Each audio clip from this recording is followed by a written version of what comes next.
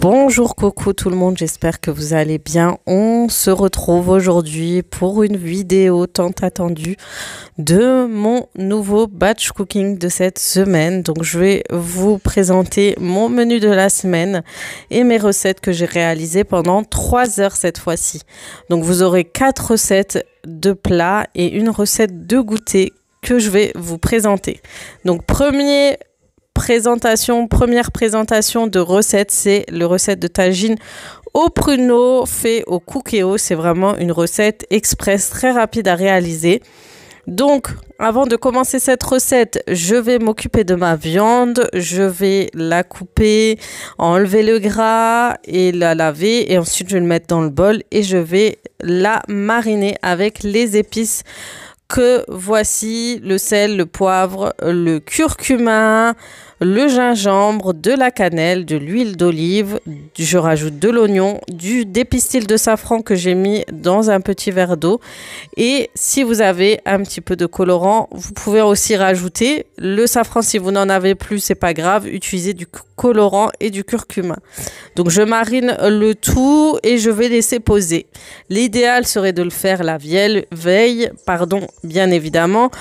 Vous pouvez le faire quelques heures avant et quelques minutes aussi avant, du moment que ce soit bien mariné. Vous pouvez aussi rajouter en plus de la cannelle en poudre, des bâtons de cannelle. Moi, ce que je fais, je les pose et je laisse reposer tranquillement. Ensuite, je vais hacher un petit oignon.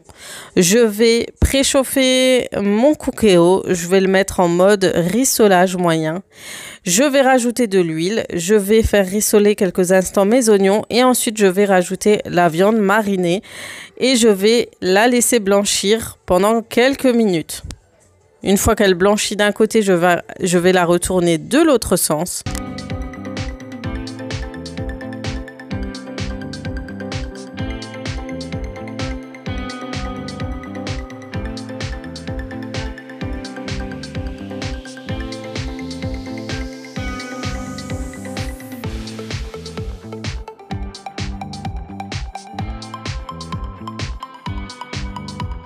Et ensuite, à ce stade, je vais rajouter du sel et du poivre. Je rajoute un peu de gros sel.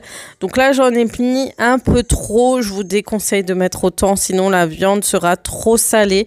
Donc mettez une petite cuillère.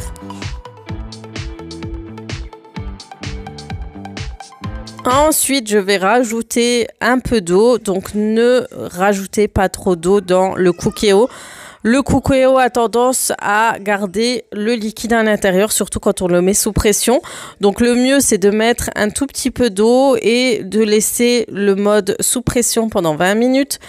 Et en attendant, je vais préparer, pendant que la viande cuit sous pression, je vais préparer les pruneaux. Donc je vais rajouter de l'eau, je vais rajouter de la cannelle. Si vous avez du sucre, si vous n'avez pas de miel, sinon du miel comme moi, et des bâtons de cannelle. Donc je vais les laisser un peu à feu doux tranquillement. Et ensuite, vous allez voir, je vais rajouter un peu de sauce de la cuisson de la viande.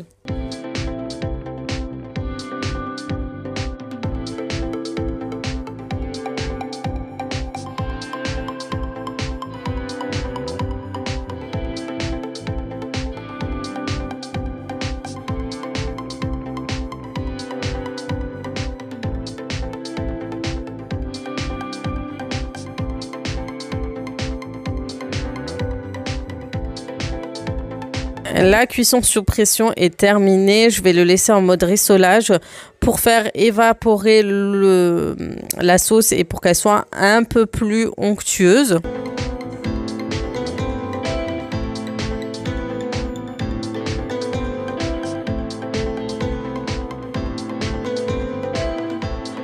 Ensuite, je vais rajouter dans la cuisson au pruneau de la sauce de viande, pour qu'elle puisse aussi bien s'imprégner, et je vais laisser mijoter jusqu'à que le tout soit caramélisé avant de le rajouter dans le cookéo.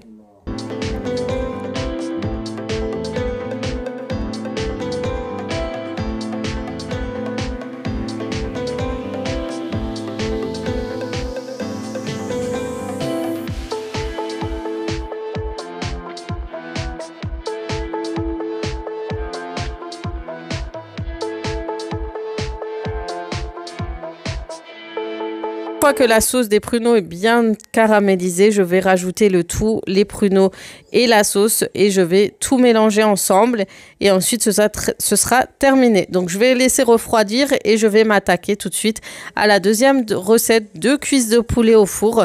Donc c'est une super recette, elle est complète, il y aura des légumes, de la viande et elle sera super bonne. Mais avant ça, je prépare encore une petite marinade pour mes cuisses de poulet et mes légumes. Donc pour cela, il me faut de la coriandre et du persil frais, de l'ail écrasé, de l'huile d'olive, du concentré de tomate. Je vais rajouter du sel, du poivre, du paprika, du curcuma si vous le souhaitez, un peu de curry aussi et du gingembre.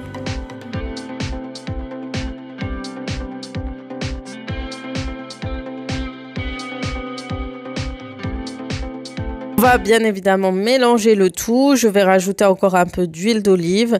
J'ai rajouté aussi du jus de demi-citron, de 2 demi-citrons. Et je vais écraser vraiment bien l'ail. Je vais tout faire en sorte que tout soit bien mélangé pour pouvoir mariner ma viande. Je rajoute un peu d'eau pour vraiment avoir beaucoup plus de sauce que cela.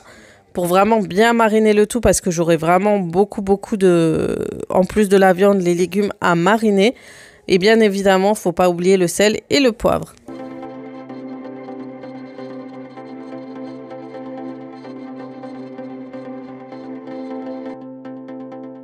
Pour cette recette, vous aurez besoin aussi d'un poivron que vous allez couper soit en lamelles, soit en petits dés. Moi, je préfère le mettre en petits dés et je vais mariner avec la viande. Vous aurez besoin aussi de pommes de terre et de courgettes. Vous verrez que je vais aussi les trancher. On va rajouter dans la marinade de l'oignon rouge et je vais mélanger le tout pour le laisser s'imprégner de la sauce. Je vais rajouter quand même un peu plus de concentré de tomate parce que j'ai remarqué que je n'avais pas assez. Et ensuite, je vais couper mes courgettes en lamelles, mes pommes de terre aussi. Donc, je m'aide du coup découpe Minute de chez Thermomix qui est vraiment génial. Ils m'aident vraiment au quotidien. C'était vraiment ce qui manquait au Thermomix et ça, c'est vraiment un plus. Et vous allez voir, ça tranche tellement bien, que ce soit pour vos gratins, que ce soit pour vos recettes au four et tout, pour vos salades. C'est vraiment un gain de temps et une facilité incroyable. Donc là, maintenant, je m'occupe aussi des pommes de terre et je vais mariner le tout.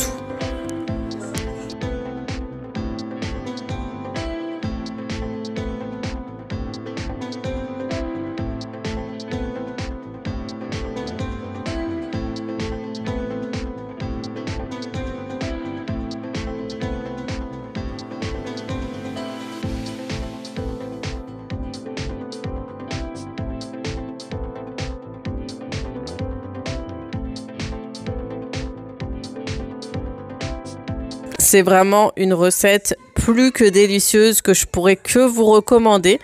Donc là, je vais préparer le plat à l'enfour. Donc vous allez voir que je vais changer entre temps parce que j'avais tellement d'ingrédients. C'est quand même une recette pour plus de 6 personnes parce que entre 4 enfants et un mari, eh ben surtout qu'ils aiment beaucoup manger. Oui, ils aiment beaucoup manger, mais surtout ils emportent aussi à l'école, à l'extérieur. Donc j'essaie vraiment de faire des plats bien, vraiment de grands plats comme ça. Je suis sûre qu'il y en a assez pour tout le monde parce qu'il faut le petit plat pour le mari le lendemain, le plat pour ma fille qui mange à l'école. Donc c'est pas évident aussi de préparer pour autant de personnes. Donc pour le coup, ce plat va servir pour tout le monde et en plus, il est super bon. Donc une fois que j'ai tout mis ensemble, que j'ai tout mélangé avec les cuisses de poulet, j'ai bien mariné, je vais rajouter de l'eau à cette recette. Comme ça, je vais pouvoir laisser cuire le tout tranquillement au four. Je vais rajouter à cette recette des olives. Ça va donner ce petit côté méditerranéen à cette recette en plus des courgettes. Et comme j'ai dit, je vais rajouter l'eau et je vais laisser cuire un moment. Donc, il faut savoir que je vais rajouter du papier aluminium par-dessus pour vraiment d'abord faire cuire à l'étouffée, si on dit ça comme ça. J'adore vous dire ça. Mais vraiment pour rajouter cette petite cuisson, bien l'étouffer au four pour ensuite enlever le papier alu et laisser cuire quelques instants. Donc je vais rajouter un peu plus d'épices par-dessus pour donner un peu plus de goût, du sel, du poivre, des épices pour la grillade de poulet. J'aime beaucoup rajouter cette épice quand il y a des cuisses de poulet, je trouve que ça donne du goût. Et ensuite, je vais emballer tout ça.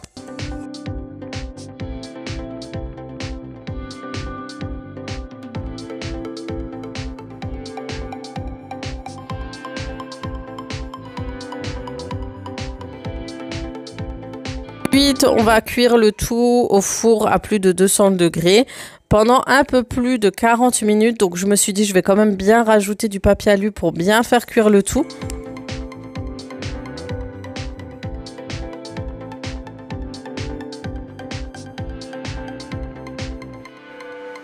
Et on passe à la troisième recette qui est une recette de riz à la crème. Donc, je prépare mon riz basmati au Thermomix. J'ai une recette spéciale cuisson riz basmati au Thermomix qui est une cuisson parfaite du riz et qui est juste top. Et en attendant, je fais préparer le poulet. Donc, je vais hacher un oignon rouge. Je vais rajouter de l'huile d'olive. Je vais laisser rissoler pendant quelques instants avant de rajouter les morceaux d'escalope de poulet.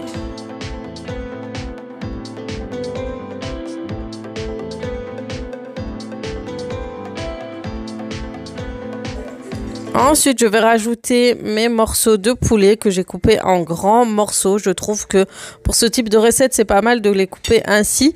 Ensuite, je vais rajouter du curcuma, du gingembre, du curry, du sel, du poivre.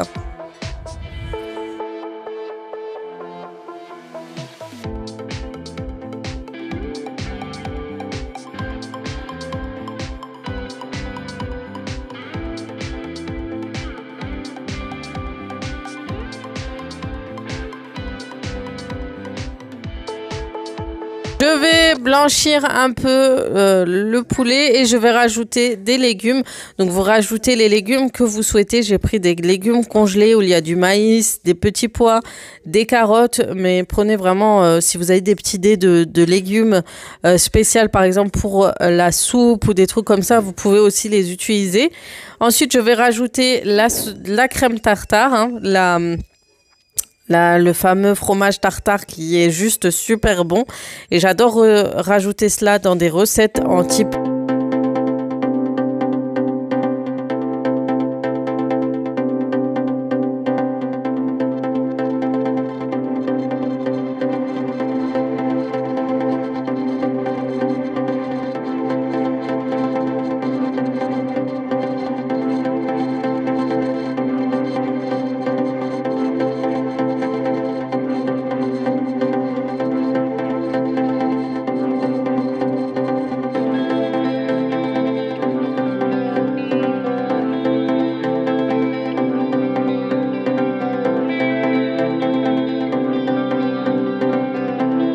On va laisser cuire le tout tranquillement et on va attendre que le riz est terminé de cuire. La cuisson est terminée du riz au Thermomix. Je vais le rajouter dans un plat et je vais rajouter la crème et mélanger le tout. Alors ce plat, vous pourrez ensuite le gratiner. Moi, ce que je vais faire, je vais soit le mettre au frais, soit mettre au congélateur. Et au moment de le sortir, je sors tôt le matin. Et je le laisse décongeler tranquillement et ensuite je vais parsemer le tout de fromage râpé et je vais le mettre au four pour gratiner le tout et ça donne un super plat de riz, d'escalope et de légumes et franchement c'est super bon, onctueux. Il y a le fromage à tartare qui donne un super bon goût à cette recette. Donc voilà, j'espère que cette recette vous a plu.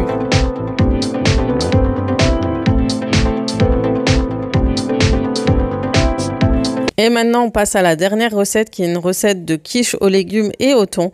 Donc, dans un premier temps, je vais couper en lamelles un oignon blanc que je vais faire rissoler avec de l'huile d'olive et un bouillon de poulet ou de légumes selon vos goûts.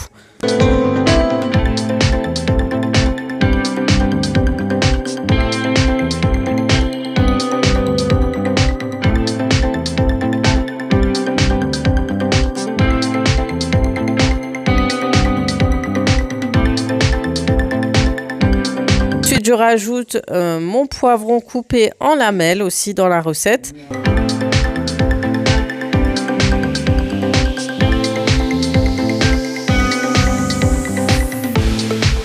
Rajouter aussi des courgettes coupées en lamelles qui vont cuire très très rapidement. Cela c'est ce qui cuit le plus rapidement.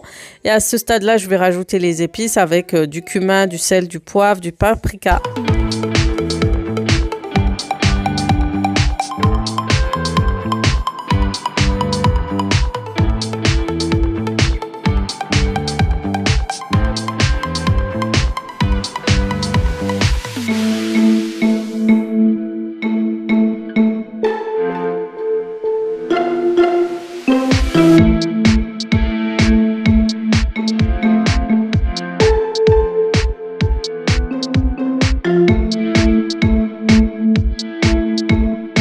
Il me restait quelques feuilles d'épinards, du coup je vais rajouter à cette recette une fois que les autres légumes ont bien cuit. Je vais rajouter une grosse poignée d'épinards pour donner un petit goût. Donc vraiment ça va être une quiche aux légumes verts pour le plus grand plaisir de mes enfants. C'était ironique, hein, je pense qu'ils vont se plaindre, mais ça doit être super bon ce genre de recette. Des fois je fais des recettes vraiment, j'ai une idée en tête mais je rajoute quelques ingrédients histoire de bien garnir les quiches. Moi j'aime beaucoup quand elles sont garnies de plein de choses et je trouve que ça donne un très très bon goût.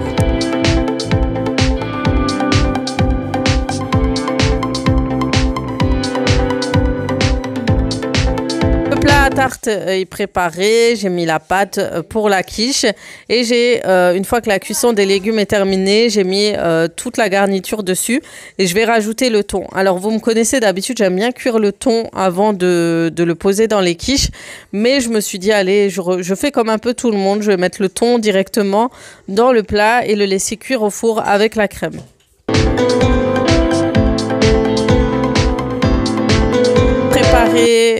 Pour la quiche, la crème. Donc on prend une bouteille de crème fraîche. Ajouter aussi 3 œufs.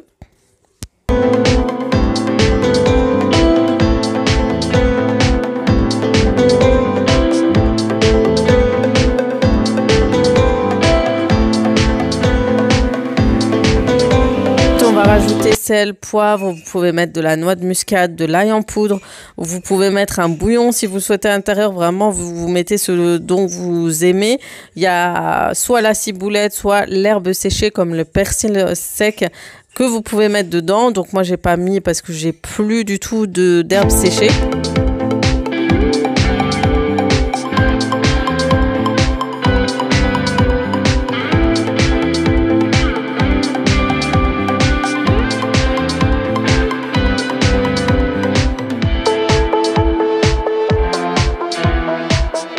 On fouette le tout et on va le rajouter dans la tarte.